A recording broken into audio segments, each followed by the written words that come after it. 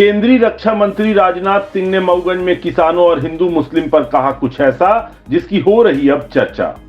मऊगंज में जमकर गरजे केंद्रीय रक्षा मंत्री राजनाथ सिंह, कह दी बड़ी बात।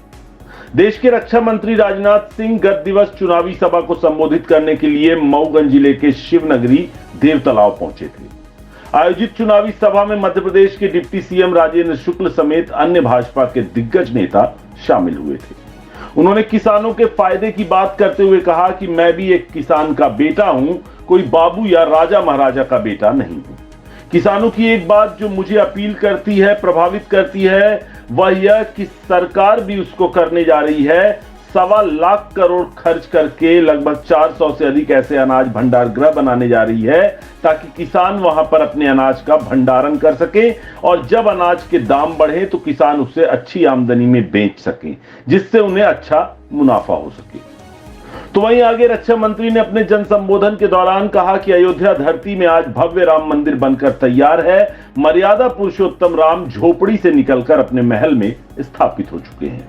इससे तो मुझे लगता है कि अब राम राज्य आने का यही शुभ संकेत है। कुछ लोग कहते हैं कि भाजपा वाले हिंदू मुसलमान की बात करते हैं, लेकिन मैं ईमानदारी के साथ कहना चाहता हूं कि हिंदू, मुसलमान, सिख, ईसाई, यहूदी, जो भी अन्य धर्म के लोग हैं, भाजपा किसी को लेकर कोई भेदभाव नहीं करती है। भाजपा के लिए सभी धर्म समान हैं, सभी देश के नागरिक हैं, सभी का सम्मान है। हमने कहा था कि हमारी सरकार बनेगी तो हम 3 तलाक की प्रथा को समाप्त करेंगे। हमारी प्रतिज्ञा थी, हमारा वचन था कि किसी भी परिवार की मां और बहन हो, वह हमारी भी मां बहन है और हम नारी शक्ति के साथ अन्याय नहीं होने देंगे, चाहे भाजपा सत्ता में आए, चाहे सत्ता में ना आए। आइए आपको सुनाते हैं केंद्रीय रक्षा मंत्री राजनाथ सिंह ने क्या कुछ कहा है।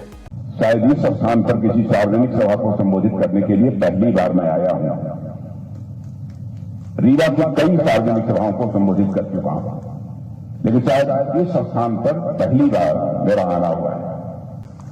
और बहनों भाइयों, आप लोगों ने भारतीय जनता पार्टी की झोली भर दी विधानसभा के चुनाव में। किसान परिवार का ही हूं, कोई मैं बहुत बड़ा बाबू नहीं हूं, कोई मैं राजा महाराजा बड़ा नहीं हूं, मैं सामान्य किसान हूं। किसानों के लिए एक बात जो मुझे अपील करती है, जो यह सरकार करने जा रही है, 1.25 लाख करोड़ खर्च करके लगभग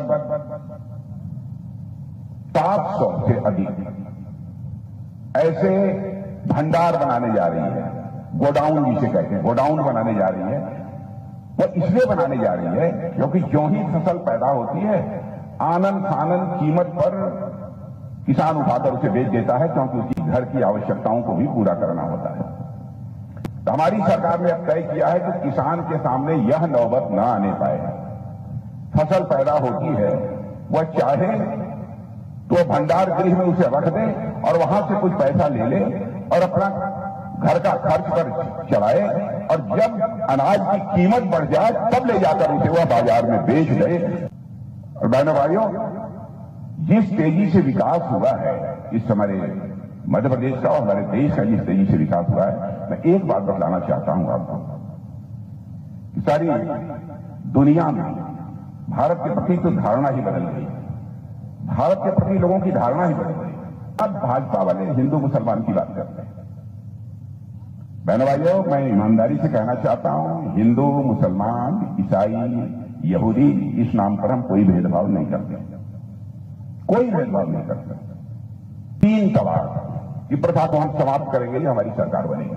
हमने तो पहले कहा था, ऐसा नहीं है कि किसी की आंखों में धूल झोंक कर हमने इसे समाप्त कर दिया। हमारी प्रतिज्ञा थी, हमारा वचन था। क्यों?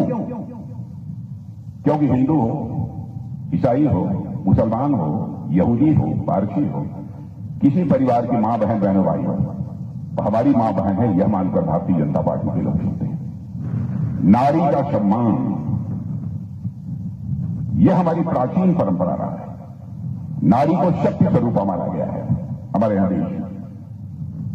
अब कोई किसी से शादी करके और 10 दिन के बाद 3 बार तलाक तलाक तलाक बोल दे, उसकी छुट्टी कर दे,